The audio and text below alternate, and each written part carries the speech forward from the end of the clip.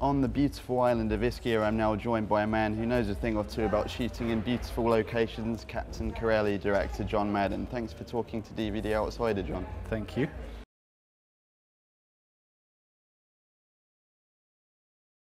It was something that was brought to Matthew's notice because he just started a company at that point and they were looking for projects to develop.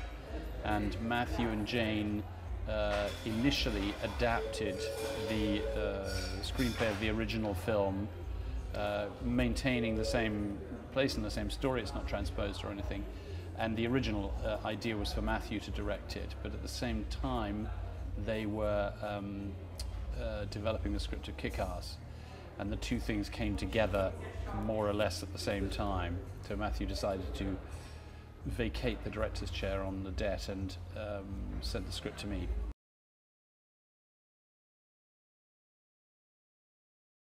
You never anticipate these things. I mean, I think the thing about the debt is it's a thriller.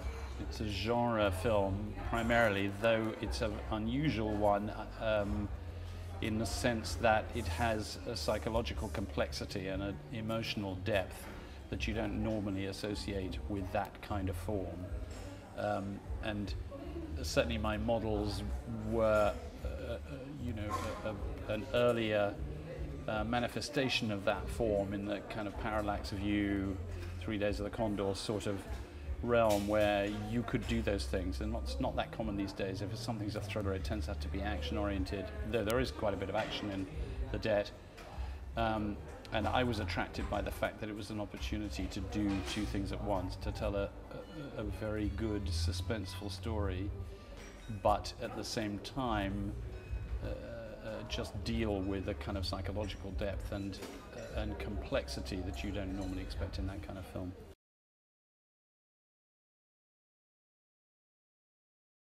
Well, one of the complexities of the piece derives from the fact that it takes three people who were in the midst of a very pressurized situation. Half of the film, I suppose, is set in the 1960s, the mid-60s, and concerns a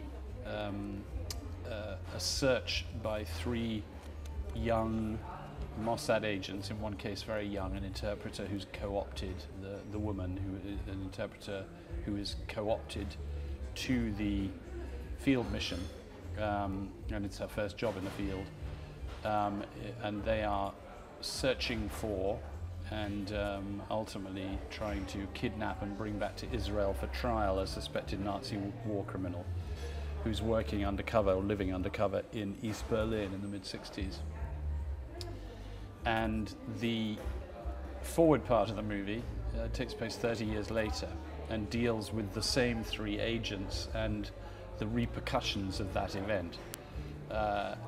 And interestingly and unusually, those three characters are played by another set of actors, which is a particular technical challenge, but the complexities, the psychological complexities that I was referring to earlier, relate to both the dynamics of the triangle that these people found themselves in and the pressures that came to bear on them as a result of what they were doing, but also the relationship between their older and younger selves in terms of the impact that it's had on all of their lives.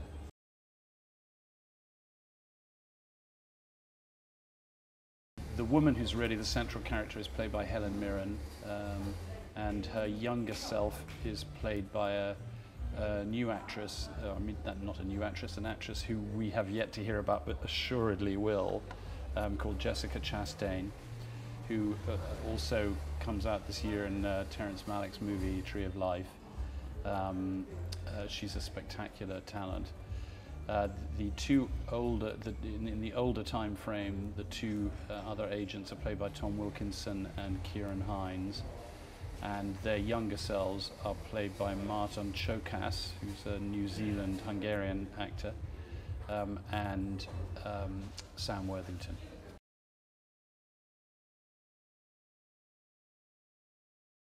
One always does that to the point where the actors, have a chance to understand what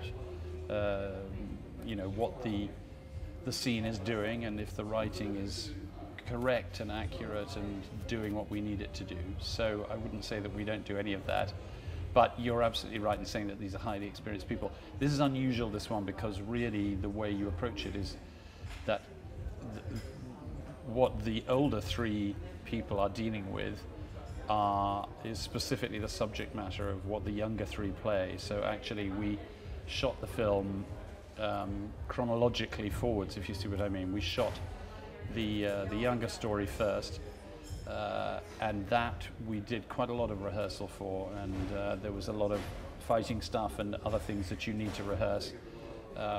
So those three people were together. We were all together really, because it's almost like a siege movie to some extent in that part of the story, and these three people are compressed in this space and time in a very, very kind of high tension situation. So yeah, that you do need to explore.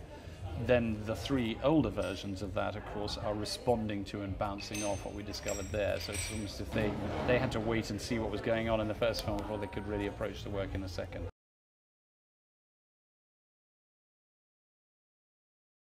They certainly saw quite a bit of material. We didn't have much of it cut together by then, but we had enough of it cut together. And Helen in particular spent time with the younger three, particularly with Jessica, because the relationship between the woman's role is at the sort of center of the whole thing. So she and Jessica spent time together.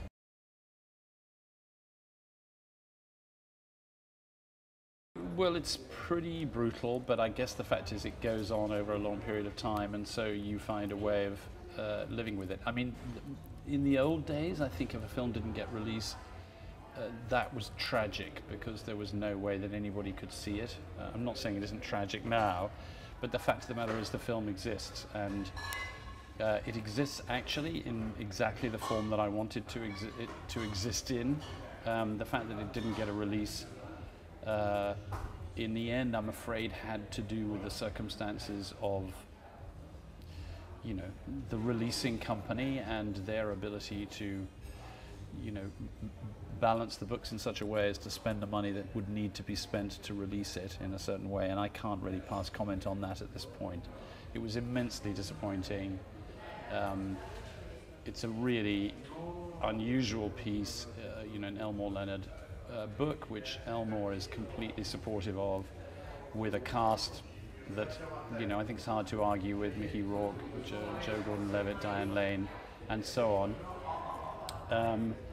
And I'm really proud of it, but you know, it is there, and people will see it, and it'll be discovered. And I rather treasure, there was a Variety review that came out about it, which had a line in it, which is the very least you can say about Kill Shot is that it completely fails to live down to expectations, which is a quote that I haven't put on my wall, but it's a good one to have on your wall.